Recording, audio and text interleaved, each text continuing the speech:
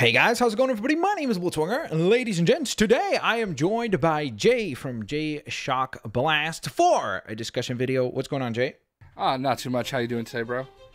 I'm doing very, very well, and today we're gonna kind of, I guess, pit our wits against one another, as I will be representing the Dark Knight and Batman Arkham Asylum, and you will be representing Spider-Man PS4, correct? Absolutely. Sounds good to me.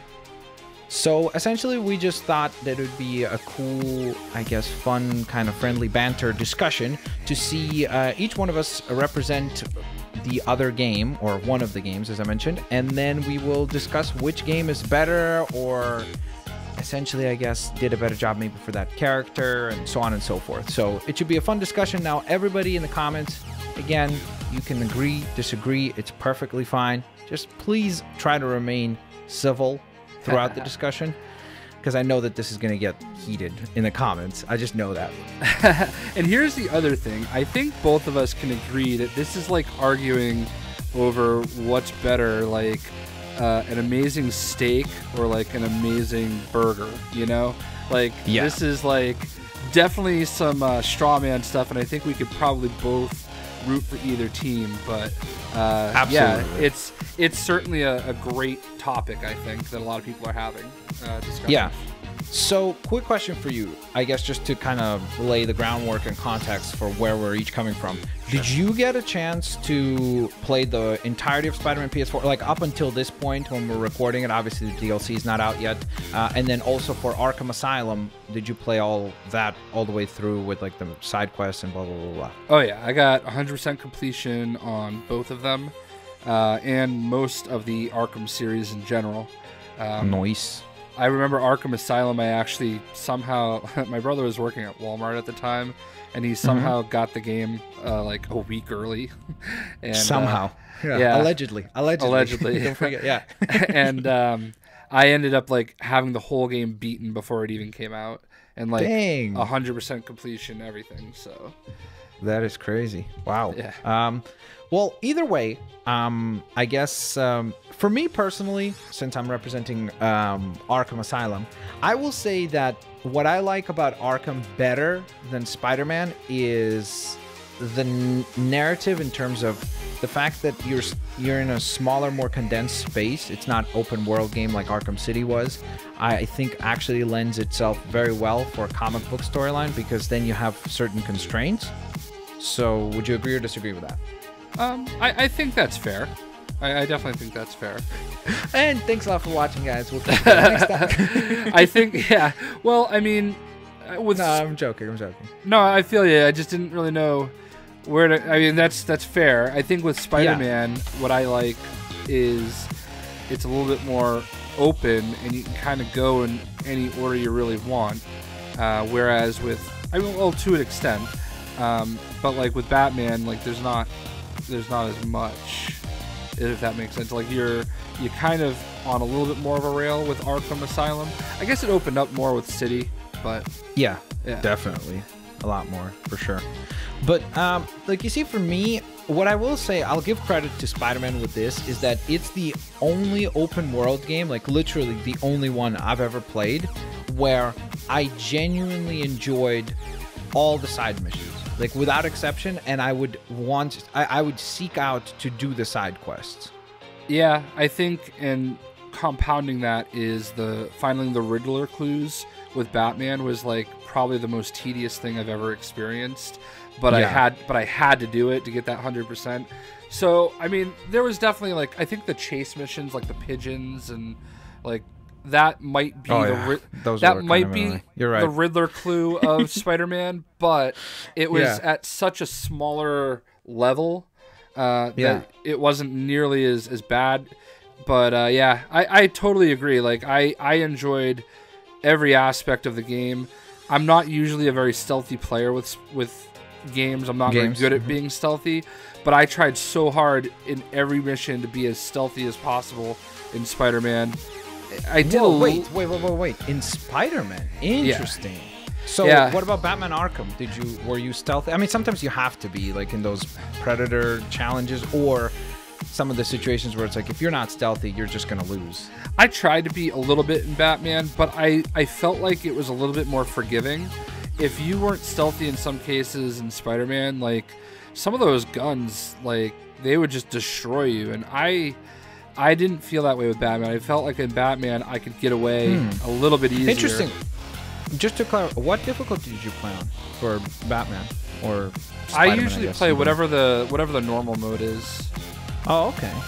Because you see, I find it weird because like I remember in Batman, specifically for like, you know those sections where you like walk into a giant room and then there'd be the gargoyles all around or something like that, and it's like you had to do those stealthily because I felt like if you didn't, you were most of the time you'd die. In a lot of cases, yeah, but like I tend to play my games like I'm freaking Rambo. So like I'm a kick in the door. Here's my guns. Yo, Adrian, come to me. I'm gonna shoot you. And that's kind of how I approach like most of my games. Like I've found I'm trying to get more stealthy and be more patient because that's mostly what it is for me. It's patience. I have low patience and I just want to like barrel through you, you know? Yeah. But for Spider-Man, like more so than Batman for me. Interesting. It's so weird because it's like you wouldn't like you'd think it'd be the other way around, you know? Because Batman is known as like the stealthy kind of in the shadows character. Yeah, I don't disagree with that at all, but I just felt like some of the combat I complained, as much as I love Spider-Man, I complained about some of the combat a lot on Twitter because like I felt like it was a little samey in every scenario where you're gonna go into this group and like if they have guns, like forget it, you know? It's just like they swarm you and they're all attacking you at once.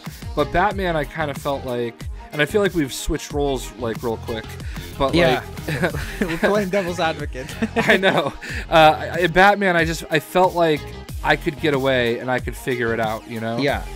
So well, that's what I would say is that like for me, it's really tough because of course the most unfair element about this debate is that of course Batman Arkham Asylum is an older game, a lot older. So it's to an extent it's like the fluidity of combat and everything evolved a lot more towards games like Arkham Knight and it was a lot more polished. But I will say, having gone back to Arkham Asylum a couple of times, that combat system, there's a reason why a lot of games started copying that afterwards, whether it be the Shadow of Mordor games, like the Lord of the Rings ones, or in this case, Spider-Man. There's like lots and lots of games that have then gone to that and went like, oh, okay, that combat system works. The whole little like punch, punch, punch, counter.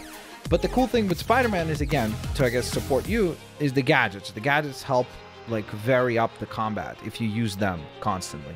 Oh, absolutely. Webbloom was my savior in so many scenarios. There's a lot of cool powers there, for sure. Now, what about, I guess, the biggest touch points that would be, like, fair to discuss is, like, narrative stuff, story. So for me, I think that Batman Arkham Asylum did a way better job of telling a good villain story. Or villain's story, because you had, yes, the Joker, but then you did get to learn, especially if you started doing those like Riddler challenges and doing the little like Riddler scans or the Jeremiah Arkham stuff. Like as you did all that extra stuff, you learned about all the villains so much more. And there's some of that in Spider-Man, but I feel like Spider-Man was just far better at like building Spider-Man up and Otto Octavius. But outside of those two, I really don't think the narrative was as strong as Asylum. I mean, I can see why you would feel that way. I do feel like Mr. Negative became a very big player in the Spider-Verse now. I do feel like they kind of built him up a little bit, and you get to see the conflict within him and how he got to where he is and why he is how he is. And I don't think you necessarily got to feel that with some of the other characters like Rhino or Scorpion or whatever. But, yeah, Vulture. Yeah, like I don't feel like you necessarily got to feel that, but maybe even a little bit with there was a book that came out in support of it, like a prequel book called Hostile Takeover. Sorry, I turned my head to look at it, and it's okay. And I think maybe because I read that before I went into playing the game, I also felt a little bit more of an attachment with Wilson Fisk. So while they don't have like all the Riddler stuff, there are the backpacks which have little bits of info here and there. Plus, you got J. Jonah Jameson kind of doing his little podcast throughout the game that gives you a little bit of background info, even though it's very biased and slanted in his favor. But I think there's a lot of good lore building, maybe not the same way, and maybe not as many people, but the lore building for the characters that they did it with was still really good, I thought. I don't know, like, you see, the weird thing is that I actually did have this discussion with a friend of mine, because I was totally on the Mr. Negative whole, like, idea of, like, yeah, they did such a good job, but then he did not agree with me, and we talked back and forth, and I honestly was, like, persuaded to the other way, because when I really thought about it, I was like, well, what did we really, like, get, like, as far as depth, like, I think that they did such a good job of building Parker's world, like, in terms of they let us see MJ and they let us see Miles and kind of like how he joins Peter's world, and then Aunt May, and they kind of like did such a good job of building the hero, which is something in general that Marvel tends to do pretty well as of late, is they build up the heroes very well, but sometimes they struggle with villains. And that's kind of the argument that I would make, is that to me, Batman Arkham Asylum was very much like, hey, the core fundamentals of Batman, now check him out against, like, you have the physical threat of Bane or something like that. And yes, we didn't get a lot about Bane, but within discussions between, like, Gordon on the communicators or Oracle and so on and so forth, you kind of learn these little tidbits. But then characters like Poison Ivy, they got like a lot of attention, and then Joker, of course, gets a lot of attention. And so to me, I felt like they did a better job overall of executing like that villain side way better. Now, in return, yes, we didn't get a lot of Bruce and Batman per se, but I feel like it's almost like that's kind of what, to an extent, Batman is. It's like the reason, like, to me, I think the reason why Batman and Spider-Man are the best heroes is because they're rogues galleries. Like, the villains are what makes those characters interesting. Yeah, so because of that, I think Batman did a better job of focusing on the rogues. Whereas with Spider-Man, like you said, with Mr. Negative, yes, we saw like, oh yeah, he was experimented on. And obviously, guys, we're obviously spoiling stuff. I should have probably clarified this at the beginning. But I think you have to go into a video like this expecting that, though, right? Yeah, I would hope so. But then, the weird There's thing always about somebody. Common sense is that it doesn't seem to be very common anymore. Right. But so to me, I just felt like my friend told me, and I kind of agreed with him. Like, Mr. Negative wasn't really, like, we got the idea, but then, like, what was the motive of, like, suddenly he flipped at that very moment? Like, as soon as Wilson Fisk is gone, and if he was that powerful and he had the demons already, why did it take that to, like, and again, maybe you're right, maybe I should have read that book, because that would then explain just how much of a hold like Fisk had over the city. Yeah, I mean, I don't think you necessarily need to read the book to understand that. I think for Mr. Negative, he just had, the puppet strings from Otto, and I think Otto kind of drove him in the right direction, Wait, how so? How did I miss this? What do you mean? Well, he was working because they were like the new...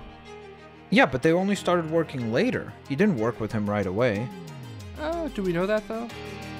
Yeah, well, because when Otto loses the support of Osborn Industries, he gets support from AIM. Right, but like... Right? But so he was part of that new Sinister... He was part of that new Sinister Six, though. Yeah, but that's like the very last, like, little bit of the game. That's like the crescendo, and there's really not a lot of narrative there for Negative. Like, Mr. Negative in that last bit is very much kind of just a tool. But remember when we go into the little tower area in Times Square with Spider-Man, he finds Otto's, like, little lair, Otto cave. I mean, he has stuff Otto for all. That's a good name. Yeah. He has stuff for all the characters there. Yeah. So, like, it's clear they were working together. But I assume that was all put together right after Otto gives up on, like, doing things correctly, quote unquote. Well, I think that may be the case. I think with Mr. Negative, he has a profound hatred for Osborn, period. Wait, so that's interesting. Wait, so the theory is that Otto put together all of these villains even before? Like, he's been behind them, like, way earlier? Like, the original, like... Because I thought that it was the upgraded stuff that they have. Like, because we see the stuff that we see upgraded and, like, even in those, like, little recorders is all, like, upgrades that he has made to those villains. Right. I don't know how far back it goes, but it's clear that that's part of it. It's, like, it's part of the fact that he's, like, stepping up his game. He's going after Fisk because I think that's just, like, your normal triad war, but, like, I think Fisk and Osborn are working together, and that's where the correlation lies. And you do learn that in the book. Interesting. Yeah, because you see, we didn't really get any big points of that, like Fisk and Osborn. There was no... In the game, at least, there wasn't any... So maybe that's specifically, or maybe I missed it. I don't know. Yeah, so maybe that's why I'm being a little bit... Like, honestly, you have me doubting myself. I'm going to be honest. But maybe I'm underplaying how valuable the book was then, because that's definitely a portion of it is Osborn does come to Fisk and they start working together. So Mr. Negative must know that, and we don't know, I guess, how long Martin and Otto knew each other and were working together. So there's a lot of things definitely for sure that are a little clouded, but I think like Mr. Negative started going a little bit more crazy once he started working with Otto, because it's very clear that came together pretty quick. Yeah, I mean, like, you see, to me, I looked at it as, like, Otto realized that he needs the help of all these other guys in order to pull off his plan against Osborn. So when he goes to the raft to free them, prior to going there, he sets up that Otto Octavius cave and builds, because he identifies those as, like, the people that will help him in the process. So he builds upgrades for them, kind of to be, like, almost like, hey, this is what I can do for you, and there's more where that came from. Kind of that sort of thing, But again, maybe I just completely misinterpreted. The point is that, again, I just feel like in hindsight, I genuinely don't think that, like, I feel like Otto was built incredibly well throughout the game, because it almost, like, made you doubt the entire time, like, is he going to become Otto Octavius in this or not? Like you kind of constantly thought, like, is he going to be a villain? Yes, no, yes, no. And of course, as you got further in the game, it became more and more apparent that he's going cuckoo for Cocoa Puffs. But for the most part, you kind of still doubted it, and I thought that was really excellently done. But then outside of that, when I look back, I'm like, everything else, like all the boss fights, they were cool from a gameplay perspective, but as far as, like, story, like, you could have literally said Vulture could have been one of the I don't know, Sable Outpost troopers with wings, and that's it. Like, there's no reason why that needed to be Vulture. And the same thing goes for Electro, and the same thing goes even for a character like Rhino. It could have just been some big hulking dude. Like, there's no characteristics build up there, in my mind. Yeah, I can't disagree with you there. And I think Batman, the Arkham Asylum especially, has the benefit of they're literally in the prison, Yes, like the exactly. whole game is in the prison, whereas, with the raft, you only have that short portion of time. I mean, the Spider-Man definitely focuses very heavily on a select group of the villains. And I'll be honest, like, that's one of the few things that disappoints me about the game, is just how little you interact with other characters, not just villains, but good guys, Like, I thought it would have been cool to, like, run into someone like Daredevil, or any of the New York heroes. You've got Avengers Tower, but no Avengers. Like, I find it hard to believe that in New York City that, like, no other heroes ever came to intervene in this.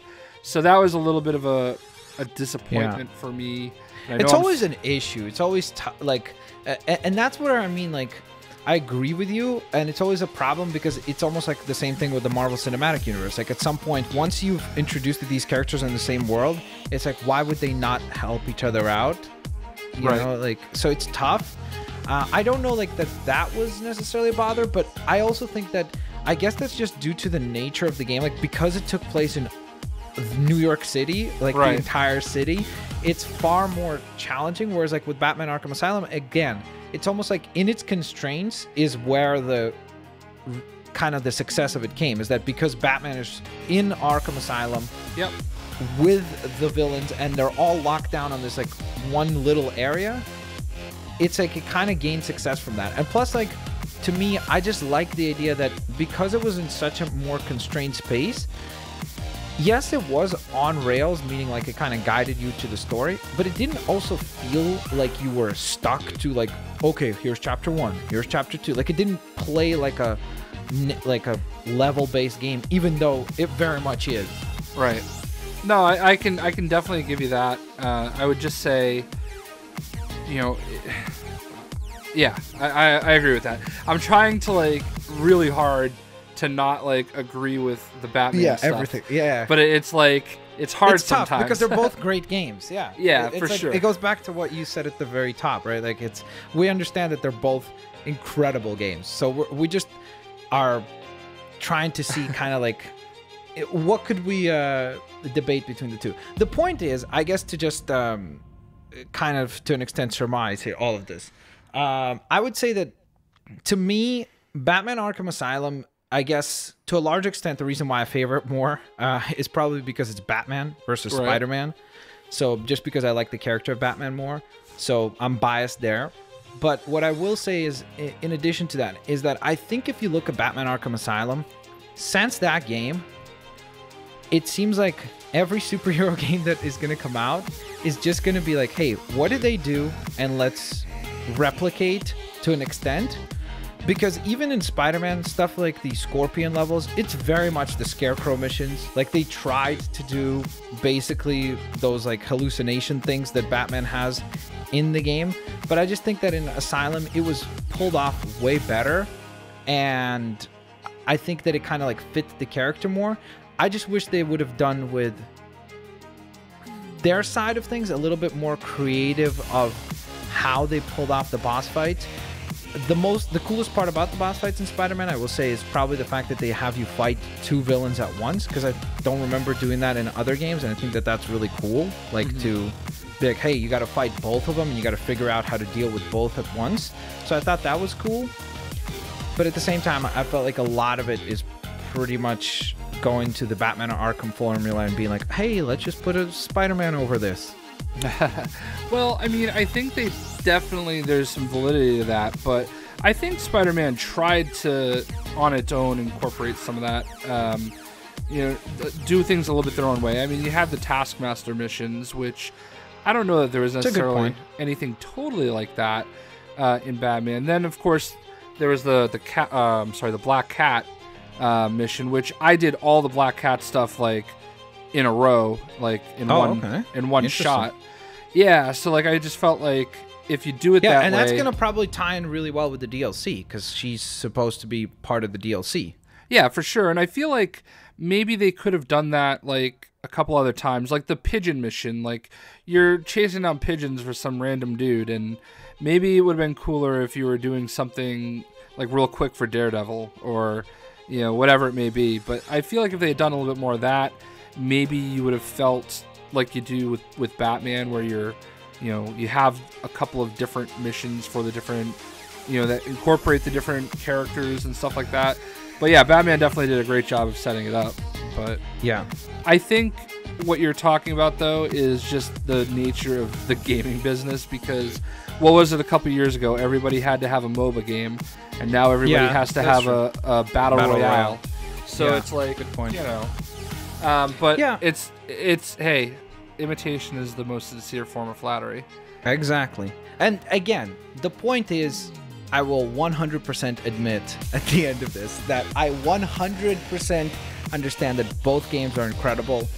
And like I said, Spider-Man right now, if there's anything better this year, I will be blown away. But Spider-Man is my game of the year. So I already, like, I'm kind of like making it obvious that I love that game. It's just that for me, like I said, Batman Arkham Asylum has like a special place. I think that it's kind of almost like the reason why I love the first Iron Man movie is because it's also the first one, you know, and kind of like it's like Batman Arkham Asylum started this trend of like, hey, superhero games should be good and not just like a quick cash grab. Right. So, yeah, I definitely I think maybe if I was more of a Batman fan, I would feel that way. I do love the Batman games, like, because they're just... I think the Batman games actually are what made me appreciate Batman more. That's the way I would put it. Interesting. I've never been the biggest Batman fan. I've always thought he was a little overrated, fighting words. But I'm just trying not to say anything. But the game absolutely like made me feel different. So totally understood where you're coming from there, and I'm glad that I played them all. I'm glad that they exist, and I'm glad that I appreciate Batman more because of it. That's a fantastic way to wrap this up. So what we want to hear is from you guys in the comments below. Let us know, which team would you be on? Spider-Man PS4, Arkham Asylum. Which would you select? Which one do you think is better? You can discuss things like, of course, gameplay. You could discuss maybe the score of the games, because I will say that that's tough, because Spider-Man has a really good like main theme, but then overall I think the sound was a little bit better in Batman, like as far as like the soundtracks and everything like that, and the score for the game. Then you could discuss narrative, like story, which game had the better story, which game maybe did a better job with the villain, so on and so forth. Either way, we're looking forward to hearing what you guys think down in the comment section below, and what you guys debate. Again, remain civil, and remember that both games are incredible, and just because you think one is better than the other, it does not mean that the other one is a bad game. It just means that you enjoy one over the other. Agreed. And one quick addition, I didn't even actually get to give my best argument, which is Go ahead. the ending of Spider-Man vastly superior to Arkham. I mean, yes, but you see, again, I guess just to like counter, I agree with you 100%, way more emotional, everything, but I think that that's, again, due to the fact they did such a good job of building Parker, like him, and focusing on Spider-Man instead of focusing on his rogues. So I think all of that worked because of kind of like building up Peter Parker.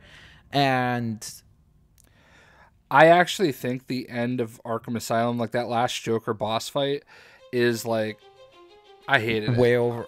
I hated it. It's very cartoony, for sure. Yeah, I think that's like honestly the only thing that I really disliked about that game is I didn't take it seriously. And this one was because just... Batman, but Arkham did the whole like much more serious stuff kind of in the, I'd say maybe like third quarter. Remember, like where you're walking and then through the hallways when you're hunting down Penguin, I think. Oh, yeah. No, not Penguin. And then you have the like flashbacks, and you transform to Bruce Wayne as a kid and all that, and you're walking through the alley. It's like they did all that to an extent, but at the same time, I absolutely agree with you in the sense that I think that Spider-Man put a way better bow on the end of like kind of wrapping everything up. And it did a good job of like swinging you through emotions of like sadness, and then still giving you kind of that hope and excitement with how they wrap it up between him and MJ, like at the diner. And then of course the post credits were really good as well. Yeah, and now I wouldn't say this about Arkham City. Arkham City's ending, one of the top 5 endings I think I've ever experienced. Definitely Absolutely. top 10. But yeah, Arkham Asylum, not so much. Yeah, I agree with you, absolutely. I think that that's probably another thing that you could always debate between the two as well, is that I'd probably say even just Arkham Asylum, maybe Origins and Asylum, but to an extent, Asylum to me felt like the most comic booky game because it was very over the top in designs and everything like that. And then with City and Night and Origins, I feel like they got a little bit more realistic, quote unquote. Yeah. And that's what Spider-Man does. It's a much more realistic setting. It's not super duper over the top like comic booky like Asylum was, which is why that boss fight is like, you know, some people are going to love it and some people are going to hate it, that Joker boss fight, because it was very comic booky. Right. I buy that. So remember, guys, civility is the key. Absolutely. We'll catch you guys next time. Peace. Okay, so that's one in the books. We didn't really debate it much because we both loved the games and we figure out a way. Yes, that was way harder than I thought it would be. Yes, yeah. Well, it's just tough because both games are great. So it's like, how do you like try to find something flawed in something that's great? It's funny because like you would start saying something, I'm like, yeah, I agree with that. That's really good. And I'm like, shit, what am I gonna do? Yeah. So it's just tough. Like I absolutely. I still think it was really good though. Like I think it was, like I think people are gonna love that. Yeah, I think it'll be an interesting to hear the comments, because I know some of them are going to be horrendous, but I'm sure that some of them will be really great, of people like bringing up interesting points of how to debate this, you know? Right. Yeah. Okay, so you want to start the next one, so you can do the intro for this one, set it up? Yeah, I'm going to end the audio, and I'm going to end up needing your audio, because I just realized that the other way I was recording it, it's not recording you, so... Oh, okay. No problem. So I'm gonna end this audio. Oh, okay, so you're going to do it as a separate...